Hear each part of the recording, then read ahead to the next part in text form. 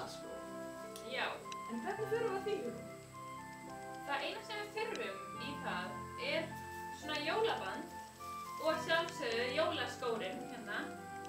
En það eina sem við þurfum að gera er að taka svona band og við tökum reimarnar í burtu og svo mælum við hversu langt bandið á að vera, jafn langt á reiminn og klippum og við þurfum skæri.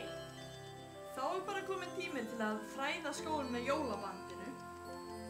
Þá er kannski gott að hafa annan skó til samanburðar.